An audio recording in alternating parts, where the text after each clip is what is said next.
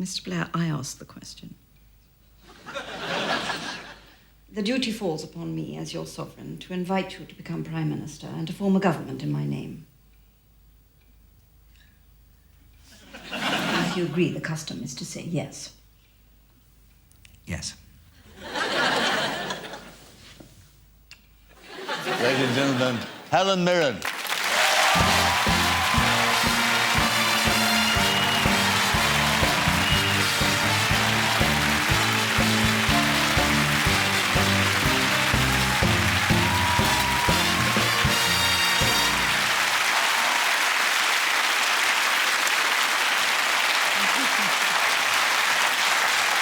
I have to tell you that I sat in that film, I kept thinking, what's the Queen doing with all those actors? It's an amazing portrayal. You look so much like her, too. It's quite extraordinary. I do. You know, when I was younger and I used to wear, I used to play parts with a dark wig, people often said, you know who you look like? You look just like Princess Margaret. So obviously there is a genetic similarity there somewhere or other.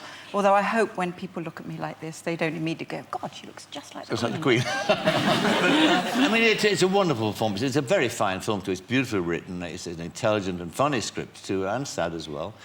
When you were approached, though, to play this part, there must have been a bit of misgiving, mustn't there? I mean, more than misgiving. I was terrified. I was more frightened of this than any role I've ever undertaken.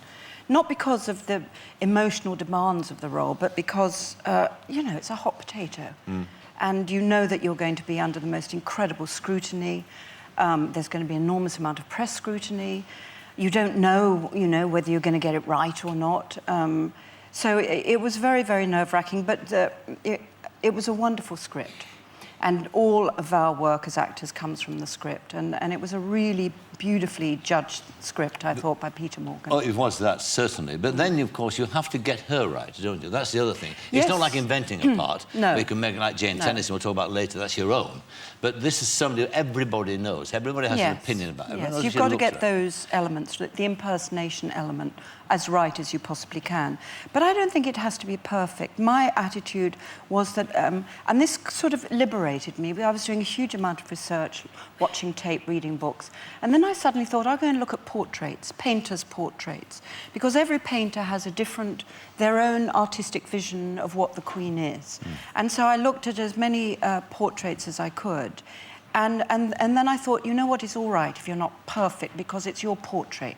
And I think of it as my portrait of the Queen. Yes. Do you know what I mean? Yes. But were there certain clues that made it easier for you when you found them? That the voice, for instance, I mean, the voice is excellent. I mean, well, it's interesting that her voice is very different. I mean, she has a voice for her speeches, and then she has her own voice, and they are really quite different. And it was very hard to get to the real voice because we hear it so infrequently. There were little bits of film here and there.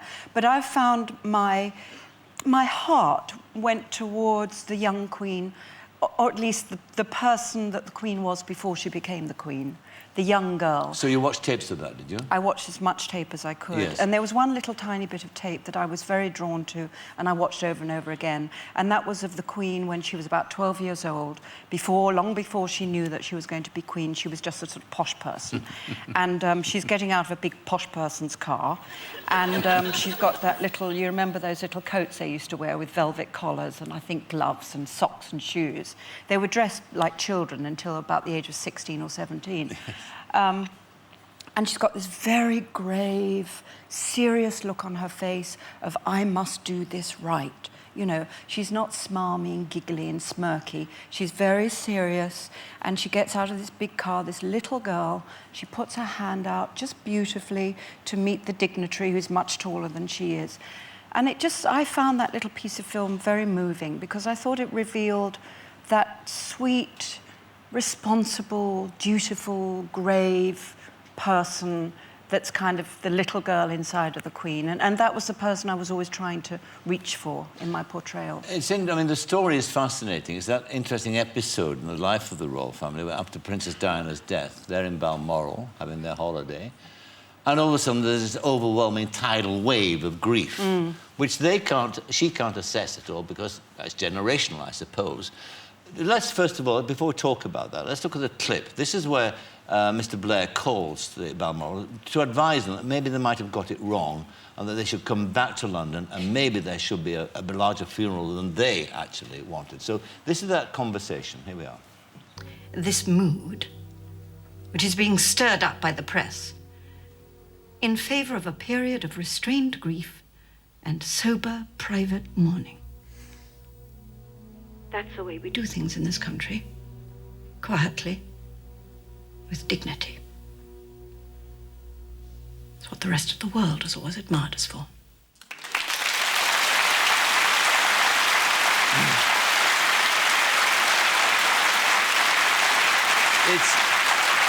It's oddly moving, that, because she's so resolute and so certain, because that's what she'd been brought up to be. Your point.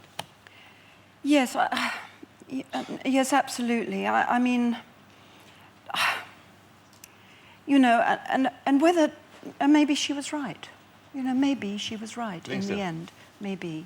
I mean, what I think about the Queen is that it's a point beyond ego and beyond vanity, where you get to that place where you have no choice. And I don't think any of us can possibly comprehend what that must be like. What would your late dad be actually be thinking if he heard you say that now? Because he was... Interesting question. My dad was vehemently anti-monarchist, and my mum. But, you know, really what they were was anti the class system. Yes. So, and obviously the royal family is the apex of the structure that is the class system. And they suffered under the class system as basically working class people in London before the war, during the war, after the war. But on the other hand, they had a direct, what's the word, association, understanding of the royal family because they are of the same generation. Yes, yes. It's interesting, your background, isn't it? Because of that Russian thing where your grandfather, your paternal grandfather, was marooned here because of the revolution. And indeed my dad, yeah. And indeed your dad. I read that you were eager to go back and maybe use some time that you have off now to go back to Russia and to explore the... Very much. roots. I would like to go and find, you know, the family house, or at least where the family house was, and the lands that my grandfather had to leave behind. It's fascinating. Yeah. Let's now talk about the second important part that you're coming up with shortly on ITV, which is the return of Jane Tennison in Prime Suspect 7. You've been in and out of this, haven't you? You did it for, what, a number of years, and then you took a 6-year break or whatever it was, and came back and then did it again. First of all, how important was it to you 15 years ago, this part? Was it 15 years? It was oh my 15 God, years ago. That's a long time. Time flies. You've been with us like the Queen, you see, for all that time. Don't stop Yeah, but Jane Tennison, I mean, how important to you and that part of your career? Incredibly important, obviously. Yeah. It taught me a huge amount about filmmaking, about film acting, about the importance of script, about direction, all of that, and also obviously it was my sort of iconic moment in terms of television sort of performance. There's a quote which in a couple of newspapers about the time you were assessing how important it was, and you said it was one of the only times so far in your career where it hadn't depended on the size of your breasts that you would have felt. I'm glad you mentioned that, Michael. Yes. Because, you know, you can't resist, can you? Well, listen, if you This is our problem. The first time we ever met, he had to talk about my breasts. And here we are again. But that's only 'cause... full circle. Now, be fair to me, they were hanging out. No, they weren't. They were. Hey, excuse me. You trust a man's memory on this rather than your recollection. But do you find, in fact, that this, what could be best described as your equipment, in fact, hinders you, perhaps, in that pursuit? I'd like you to explain what you mean by my equipment in Well, people watching... great detail. Well, your physical attributes. You mean my fingers? No, I meant your... Come on, spit it out. I meant your figure. My figure.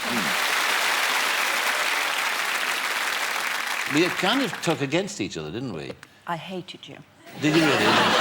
I wasn't too pleased with you, I have to tell you. I thought no. you were a sexist person for mentioning my breasts. And also, you didn't dare say the word breasts. I that said was your- the other thing. I said you you- kept going, your... I did not I said do what? that. Yes, you did. Yes, you did. And then I said, my what? Michael, my tits? Is that what you're referring to? And I said, your accoutrement, or something like that. It was all very, very silly. Well, you were carrying at the time as well, I have A to admit, feather. a big feather. Yes, I was. A To big tickle feather. you with. To tickle me with. Yes. And you objected to me asking about your tattoos as well. Did I? You did. Oh. You would object Oh, to I did. anything, because you just didn't like me at all, and that's... Mind you, have you changed? Yes, I've changed. Oh, good. I've mellowed. What an actress she is. Okay, let's get back to Jane Tennison now. OK, so, all right. There she is. I mean, it's a creation you make for yourself. So how do you actually... Where do you start with her? Do you take advice about what police women... Well, you know, you have to keep up to date with... Because obviously the police force have changed an enormous amount over 15 years, so one has to kind of keep up to date. But, you know, with Jane Tennison, I don't do any preparation. I'm very lazy. I don't even think about it before I do a bit of learning of the lines before I walk on the set, but otherwise I don't think about it. Because it's like putting on some old coat that you're so familiar with. You know where the sleeves are, you tie it up, you don't even think about it.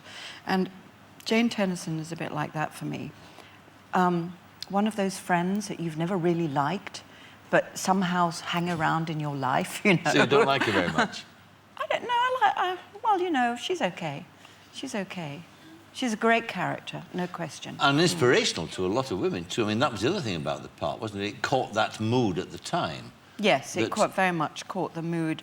I mean, very interesting timing when it first came out, because women had been in the workplace, in that professional world of lawyers, doctors, teachers, professors, and in the commercial world.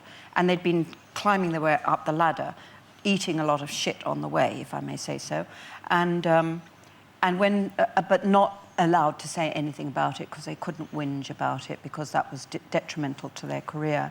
So when Jane Tennison came out, she became the voice for all of those women, and very important for them, I think. Yes. Yeah. Let's now... All right. So in this this latest manifestation, and the last one too, it's said, it's alleged. Yes. No, it is the last. It is the last one. All right. You are at a stage in your career where you're forlorn, I think is the word. I mean, you're drinking, you've got a drink problem, you're eventually persuaded to go to AA. Your life's a mess, basically. And your boss is made aware of this fact because you're allegedly drunk when you interrogate a prisoner. This is the meeting that he actually organises to talk about it.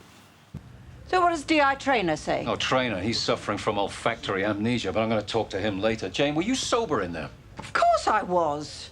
You may not believe this, Jane. In fact, I know you're not going to believe this, but I am very concerned about your health. Oh, well, thank you very much, sir. I'm so grateful. I want you to take sick leave for the rest of your service.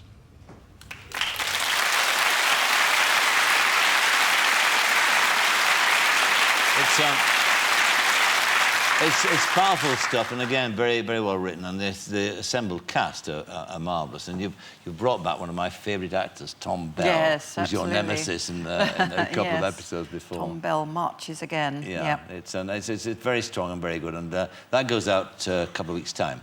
And then that's the end of it. I mean, did you... I mean, obviously, I can't ask you how it ends. I mean, do you die or whatever? I mean, you'll say, I'm going to tell you.